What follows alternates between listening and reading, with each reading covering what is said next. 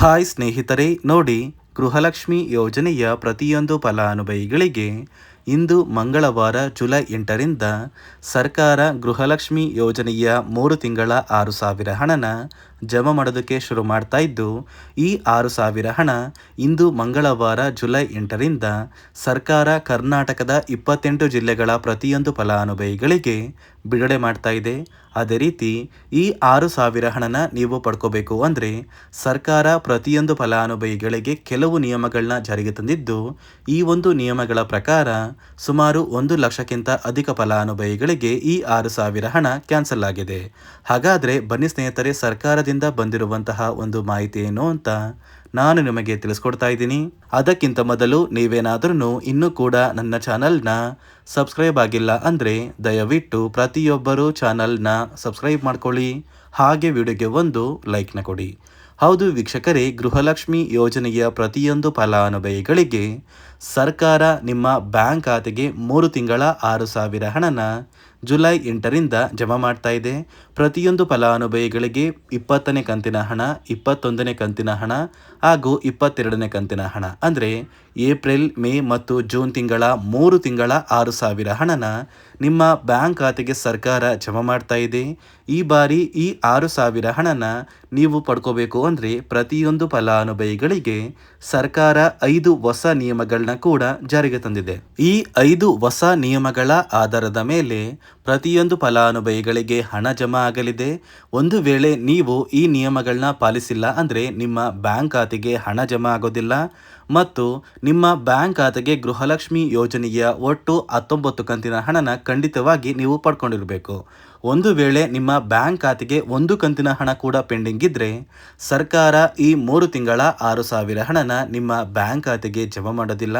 ಅದೇ ಒಂದು ಕಾರಣಕ್ಕೆ ಯಾರಿಗೆಲ್ಲ ಇನ್ನೂ ಕೂಡ ಪೆಂಡಿಂಗ್ ಇರುವ ಹಣ ಜಮಾ ಆಗಿಲ್ಲ, ಆದಷ್ಟು ಬೇಗ ನೀವು ನಿಮ್ಮ ಊರಿಗೆ ಹತ್ತಿರವಿರುವ ಮಹಿಳಾ ಮತ್ತು ಮಕ್ಕಳ ಅಭಿವೃದ್ಧಿ ಇಲಾಖೆಗೆ ಭೇಟಿ ನೀಡಿ ಆ ಒಂದು ಇಲಾಖೆಯ ಅಧಿಕಾರಿಗಳು ನಿಮ್ಮ ಬ್ಯಾಂಕ್ ಖಾತೆಗೆ ಪೆಂಡಿಂಗ್ ಇರುವಂತಹ ಗೃಹಲಕ್ಷ್ಮಿ ಯೋಜನೆಯ ಎಲ್ಲ ಕಂತಿನ ಹಣನ ಪಡ್ಕೊಳ್ಳೋದಕ್ಕೆ ಸಹಾಯ ಮಾಡ್ತಾರೆ. ಅದೇ ರೀತಿ ಈ ಬಾರಿ ಸರ್ಕಾರ ಗೃಹಲಕ್ಷ್ಮಿ ಯೋಜನೆಯ 3 ತಿಂಗಳ 6,000 ಹಣನ ಜಮಾ ಮಾಡ್ತಾ ಇದೆ. ಪ್ರತಿಯೊಂದು ಫಲಾನುಭವಿಗಳಿಗೆ ಇಂದು ಮಂಗಳವಾರ ಜುಲೈ 8ರಿಂದ ಕರ್ನಾಟಕದ 28 ಜಿಲ್ಲೆಗಳ ಪ್ರತಿಯೊಬ್ಬರಿಗೂ ಈ 6,000 ಹಣ ಜಮಾ ಆಗ್ತಾ ಇದ್ದು, ಬನ್ನಿ ಸ್ನೇಹಿತರೆ, ಯಾವ ಜಿಲ್ಲೆಯ ಯಾವ ಫಲಾನುಭವಿಗಳಿಗೆ ಸರ್ಕಾರ ಈ 6,000 ಹಣನ ಜಮಾ ಮಾಡ್ತಾ ಇದೆ ಅಂದರೆ ನೋಡಿ ಸ್ನೇಹಿತರೆ, ಮೊದಲಿಗೆ ರಾಮನಗರ, ಚಿಕ್ಕಬಳ್ಳಾಪುರ, ಬೆಂಗಳೂರು ನಗರ, ಬೆಂಗಳೂರು ಗ್ರಾಮಾಂತರ, ವಿಜಯಪುರ, ಧಾರವಾಡ, ಹಾವೇರಿ, ಗದಗ, ಉತ್ತರ ಕನ್ನಡ, ಶಿವಮೊಗ್ಗ, ತುಮಕೂರು, ಬಳ್ಳಾರಿ, ಬೀದರ್, ಕಲಬುರಗಿ, ಕೊಪ್ಪಳ, ರಾಯಚೂರು, ಯಾದಗಿರಿ, ವಿಜಯನಗರ, ಚಾಮರಾಜನಗರ, ಚಿಕ್ಕಮಗಳೂರು, ದಕ್ಷಿಣ ಕನ್ನಡ, ಹಾಸನ, ಕೊಡಗು, ಮಂಡ್ಯ, ಮೈಸೂರು ಮತ್ತು ಉಡುಪಿ ಈ ಜಿಲ್ಲೆಯ ಪ್ರತಿಯೊಂದು ಫಲಾನುಭವಿಗಳಿಗೆ ಸರ್ಕಾರ ಗೃಹಲಕ್ಷ್ಮಿ ಯೋಜನೆಯ ಒಟ್ಟು 3 ತಿಂಗಳ 6,000 ಹಣನ ಜಮಾ ಮಾಡ್ತಾ ಇದ್ದು, ನೋಡಿ ಸ್ನೇಹಿತರೆ, ನಿಮ್ಮ ಬ್ಯಾಂಕ್ ಖಾತೆಗೆ ಒಟ್ಟು 19 ಕಂತಿನ ಹಣನ ನೀವು ಪಡ್ಕೊಂಡಿರಬೇಕು. ಒಂದು ವೇಳೆ ನಿಮ್ಮ ಬ್ಯಾಂಕ್ ಖಾತೆಗೆ 18 ಕಂತಿನ ಹಣ ಬಂದಿದ್ರೂ ಕೂಡ ಈ 3 ತಿಂಗಳ 6,000 ಹಣ ಜಮಾ ಆಗೋದಿಲ್ಲ. ಕಾರಣ ಏನು ಅಂದರೆ ಪೆಂಡಿಂಗ್ ಇರುವ ಫಲಾನುಭವಿಗಳ ಬ್ಯಾಂಕ್ ಖಾತೆಗೆ ಹಣನ ಜಮಾ ಮಾಡಿದ್ರೆ ಈ 3 ತಿಂಗಳ ಹಣ ಕೂಡ ಜಮಾ ಆಗೋದಿಲ್ಲ, ಬದಲಿಗೆ ಆ ಒಂದು ಹಣ DBTಯಲ್ಲೇ ಸ್ಟಕ್ ಆಗುತ್ತೆ. ಅದೇ ಒಂದು ಕಾರಣಕ್ಕೆ ಯಾರೆಲ್ಲ 19 ಕಂತಿನ ಹಣನ ಪಡ್ಕೊಂಡಿದ್ದೀರಾ, ನಿಮ್ಮಂತಹ ಪ್ರತಿಯೊಂದು ಫಲಾನುಭವಿಗಳ ಬ್ಯಾಂಕ್ ಖಾತೆಗೆ ಸರ್ಕಾರ ಗೃಹಲಕ್ಷ್ಮಿ ಯೋಜನೆಯ ಒಟ್ಟು 3 ತಿಂಗಳ 6,000 ಹಣನ ಜುಲೈ 8ರಿಂದ ಜಮಾ ಮಾಡ್ತಾ ಇದ್ದು, ಜುಲೈ ತಿಂಗಳು ಮುಗಿಯುವಷ್ಟರಲ್ಲಿ ನಿಮ್ಮ ಬ್ಯಾಂಕ್ ಖಾತೆಗೆ ಈ ಒಂದು ಹಣನ ಪಡ್ಕೋತಿದ್ದೀರಾ. ನೋಡಿ ಸ್ನೇಹಿತರೆ, ಈ ಬಾರಿ ಸುಮಾರು 1 ಲಕ್ಷಕ್ಕಿಂತ ಅಧಿಕ ಫಲಾನುಭವಿಗಳ ಬ್ಯಾಂಕ್ ಖಾತೆಗೆ ಸರ್ಕಾರ ಗೃಹಲಕ್ಷ್ಮಿ ಯೋಜನೆಯ ಹಣನ ಜಮಾ ಮಾಡ್ತಾ ಇಲ್ಲ. ಕಾರಣ ಏನು ಅಂದರೆ ನಿಮ್ಮ ಬ್ಯಾಂಕ್ ಖಾತೆಗೆ DBT ಮೂಲಕ ಹಣ ಜಮಾ ಮಾಡುವಂತಹ ಸಂದರ್ಭದಲ್ಲಿ ಸರ್ಕಾರ ಸಾಕಷ್ಟು ಫಲಾನುಭವಿಗಳ ಒಂದು ಬ್ಯಾಂಕ್ ಖಾತೆಗೆ ಹಣ ಜಮಾ ಮಾಡೋದನ್ನು ಕ್ಯಾನ್ಸಲ್ ಮಾಡಿದೆ.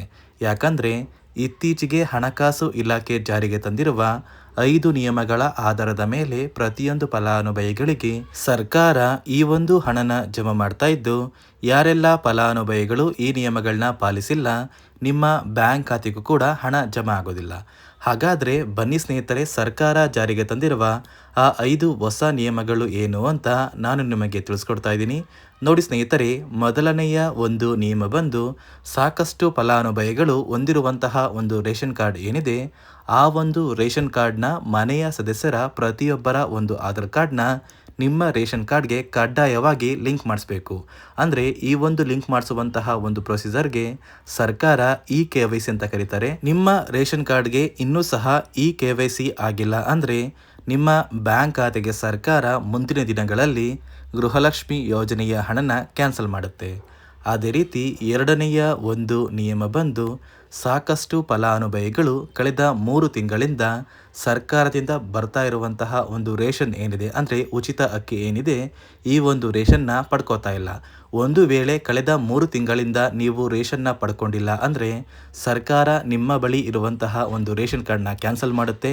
ನಿಮ್ಮ ರೇಷನ್ ಕಾರ್ಡ್ನ ಸರ್ಕಾರ ಕ್ಯಾನ್ಸಲ್ ಮಾಡಿದ್ರೆ ನಿಮ್ಮ ಬ್ಯಾಂಕ್ ಖಾತೆಗೆ ಗೃಹಲಕ್ಷ್ಮಿ ಯೋಜನೆಯ ಹಣ ಇರ್ಬೋದು ಮತ್ತು ಸರ್ಕಾರದಿಂದ ಬರುವಂತಹ ಒಂದು ಸೌಲಭ್ಯಗಳನ್ನ ನೀವು ಕಳ್ಕೋಬೇಕಾಗುತ್ತೆ. ಅದೇ ರೀತಿ ಮೂರನೆಯ ಒಂದು ನಿಯಮ ಬಂದು ನೋಡಿ ಸ್ನೇಹಿತರೆ, ನಿಮ್ಮ ಬಳಿ ಇರುವಂತಹ ಒಂದು ಆಧಾರ್ ಕಾರ್ಡ್ ಏನಿದೆ, ಆ ಒಂದು ಆಧಾರ್ ಕಾರ್ಡ್ನ ಕಳೆದ 15 ವರ್ಷಗಳಲ್ಲಿ ನೀವು ಯಾವುದೇ ರೀತಿಯ ಒಂದು ತಿದ್ದುಪಡಿನ ಮಾಡಿಸಿಲ್ಲ ಅಂದರೆ ನಿಮ್ಮ ಬ್ಯಾಂಕ್ ಖಾತೆಗೆ ಸರ್ಕಾರ ಗೃಹಲಕ್ಷ್ಮಿ ಯೋಜನೆಯ ಹಣನ ಕ್ಯಾನ್ಸಲ್ ಮಾಡುತ್ತೆ. ಯಾಕಂದರೆ ಸರ್ಕಾರದಿಂದ ಬಂದಿರುವಂತಹ ಒಂದು ಆದೇಶದ ಪ್ರಕಾರ ಪ್ರತಿಯೊಂದು ಫಲಾನುಭವಿಗಳು ಕಳೆದ 15 ವರ್ಷಗಳಲ್ಲಿ ಯಾವುದೇ ರೀತಿಯ ಒಂದು ತಿದ್ದುಪಡಿನ ನಿಮ್ಮ ಆಧಾರ್ ಕಾರ್ಡ್ಗೆ ನೀವು ಮಾಡಿಸಿಲ್ಲ ಅಂದರೆ ಕಡ್ಡಾಯವಾಗಿ ಆದಷ್ಟು ಬೇಗ ನಿಮ್ಮ ಆಧಾರ್ ಕಾರ್ಡ್ಗೆ ತಿದ್ದುಪಡಿನ ಮಾಡಿಸಿ. ಅದೇ ರೀತಿ ನಾಲ್ಕನೆಯ ಒಂದು ನಿಯಮ ಬಂದು ನಿಮ್ಮ ಕುಟುಂಬದ ಒಂದು ವಾರ್ಷಿಕ ಆದಾಯ 7 ಲಕ್ಷಕ್ಕಿಂತ ಕಡಿಮೆ ಇರಬೇಕು. ಒಂದು ವೇಳೆ ನಿಮ್ಮ ಕುಟುಂಬದ ವಾರ್ಷಿಕ ಆದಾಯ 7 ಲಕ್ಷಕ್ಕಿಂತ ಜಾಸ್ತಿ ಇದ್ದರೆ ನಿಮ್ಮ ಬ್ಯಾಂಕ್ ಖಾತೆಗೆ ಸರ್ಕಾರ ಗೃಹಲಕ್ಷ್ಮಿ ಯೋಜನೆಯ ಹಣನ ಕ್ಯಾನ್ಸಲ್ ಮಾಡುತ್ತೆ. ಅದೇ ರೀತಿ ಐದನೆಯ ಒಂದು ನಿಯಮ ಬಂದು ನಿಮ್ಮ ಕುಟುಂಬದ ಸದಸ್ಯರು ಅಥವಾ ಗೃಹಲಕ್ಷ್ಮಿ ಯೋಜನೆಯ ಫಲಾನುಭವಿಗಳು ಯಾರು ಕೂಡ ಸರ್ಕಾರಿ ನೌಕರರಾಗಿ ಕಾರ್ಯನಿರ್ವಹಿಸ್ತಾ ಇರಬಾರ್ದು. ಒಂದು ವೇಳೆ ನಿಮ್ಮ ಕುಟುಂಬದಲ್ಲಿ ಯಾರೇ ಆಗಿದ್ರೂ ಸರ್ಕಾರಿ ನೌಕರರಾಗಿ ಕಾರ್ಯನಿರ್ವಹಿಸ್ತಾ ಇದ್ದರೆ ನಿಮ್ಮ ಬ್ಯಾಂಕ್ ಖಾತೆಗೆ ಗೃಹಲಕ್ಷ್ಮಿ ಯೋಜನೆಯ ಹಣ ಕ್ಯಾನ್ಸಲ್ ಆಗುತ್ತೆ. ಈ 5 ನಿಯಮಗಳ ಆಧಾರದ ಮೇಲೆ ಪ್ರತಿಯೊಂದು ಫಲಾನುಭವಿಗಳಿಗೆ ಸರ್ಕಾರ ಹಣ ಜಮಾ ಮಾಡ್ತಾ ಇದೆ. ಒಂದು ವೇಳೆ ನೀವು ಈ 5 ನಿಯಮಗಳನ್ನ ಪಾಲಿಸಿಲ್ಲ ಅಂದರೆ ನೀವು ಕೂಡ ಗೃಹಲಕ್ಷ್ಮಿ ಯೋಜನೆಯ ಹಣದಿಂದ ವಂಚಿತರಾಗಬೇಕಾಗುತ್ತೆ. ನೋಡಿ ಸ್ನೇಹಿತರೆ, ಇಂದು ಮಂಗಳವಾರ ಜುಲೈ 8ರಿಂದ ಕರ್ನಾಟಕದ 28 ಜಿಲ್ಲೆಗಳ ಪ್ರತಿಯೊಂದು ಫಲಾನುಭವಿಗಳಿಗೆ ಸರ್ಕಾರ ಗೃಹಲಕ್ಷ್ಮಿ ಯೋಜನೆಯ 3 ತಿಂಗಳ 6,000 ಹಣನ ಜಮಾ ಮಾಡ್ತಾ ಇದೆ. ಪ್ರತಿಯೊಬ್ಬರು ಈ ಜುಲೈ ತಿಂಗಳು ಮುಗಿಯುವಷ್ಟರಲ್ಲಿ ಈ 6,000 ಹಣನ ಪಡ್ಕೋತೀರಾ.